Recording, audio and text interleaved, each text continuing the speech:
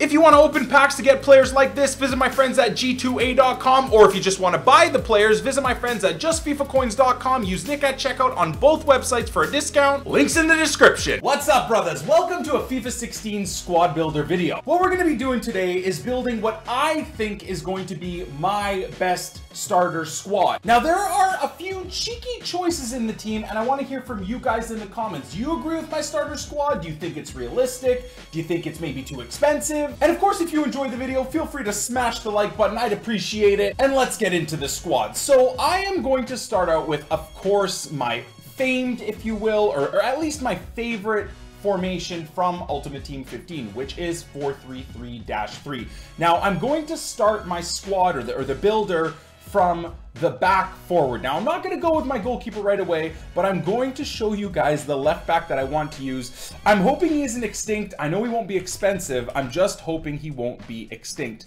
Wendell looks like he's going to be an absolute peach, and I'm hoping a cheap peach. Now, moving over to the right back, I think you guys would have all guessed who I wanted to go with. The second I found that Rdiger was a gold, I wanted to go with him. And again, I'm hoping he's going to be 1,000 to 2,000 coins after a few days on FIFA 16. So that's who we're going to be aiming for at right back. As for my center backs, I want to go with who I thought was the most overpowered silver in the game last year, Antonio Rdiger. If you look at his cards, and we can even have a quick look actually at his card stats, his entire card stats, absolutely look fantastic for a non-rare 76 rated gold. Now, his strength, aggression, sprint speed all look fantastic, but you can't look down his freaking slide tackling is great, standing tackle, marking, heading, interceptions is not the greatest, but otherwise absolutely fantastic. From there, I wanted to partner him up with, I think, another insanely overpowered CDM in the game, and his name is Mr. Juan Jesus. Where are you, buddy? There you are. He's a shiny gold, so I think along with Rdiger, he could be another player that may be a little bit expensive, but I'm hoping and betting that he's going to be, again, 1,000 to 2,000 coins max at the start of FIFA. Those two partnered together are going to be incredible. Juan Jesus got that beautiful left foot and those incredible stats. Of course, Rdiger's got the right foot on the right side. It's going to be awesome. And to link them up in goal, I'm going to use the man himself, Handanovic. He looks like he's going to be a great card this year. And again, because of how many packs are going to be opened at the start of the year, I don't think he's going to be too expensive. Now, from there, I want to go to my CDMs. This is going to surprise, I think, a few of you guys who I end up choosing with, and I actually chose these guys because of price more than anything,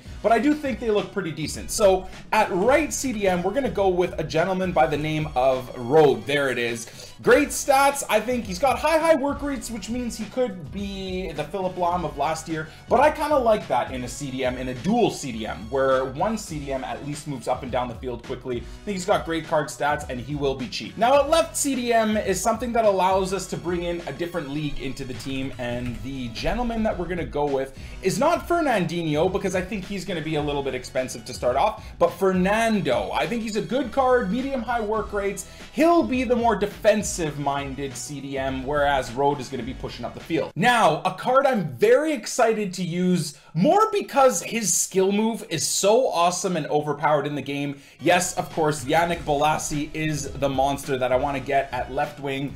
Again, he is low rated, and here's another talking point I'm sure for you guys in the comments. He may be a little bit more expensive than 1,000 to 2,000 coins, especially at the start of the game, but I do think for a starter squad, it's pretty realistic to try and fit him in a team. Now, I'm assuming a lot of you guys know who I want to put at right wing. I've talked about him so much the second we found out his stats. This guy is incredible. Now, I've only used him in the FUT draft, obviously, against the AI, but he's so good. He exits out of skill moves incredibly well. He's got a left foot. I think he's got pretty decent work rates for a right winger. He's going to, I think, play off perfectly a Bolasie. These two as left wingers and right wingers, in terms of the cheaper options, I think are the good choices. However, I know the comments are going crazy right now. I think this may be the one card that will be hard to get for a starter squad. I'm going to try and get him at the start of Ultimate Team. I'm going to spend a little bit of money on the game. Even in the Poor Man Road to Glory, I think after a few games, I'd be able to try and snipe one of these cards. I think it's possible. Let me know what you guys think in the comments down below. And let's move to the central center mid. Now, this is probably going to give away who I want to use at striker, but I'm okay with that. Stéphane Cessignon has always been a strong card every year. Again, his work work rates are great for a central center mid. I think he's got great physical as well. I actually don't know. Does he still have a 5-star weak foot this year? Or have they changed it up? Oh my goodness, they've made it a 3-star. Well, that's not the greatest, although 4-star skill moves is something that I'll be okay to work with. Either way, I'm gonna use them, and you're gonna find out why.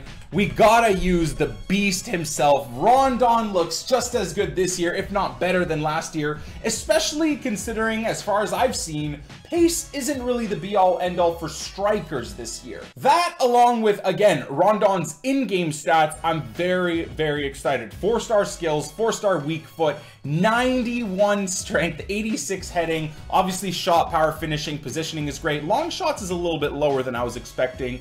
Sprint speed, I think, is going to be handy.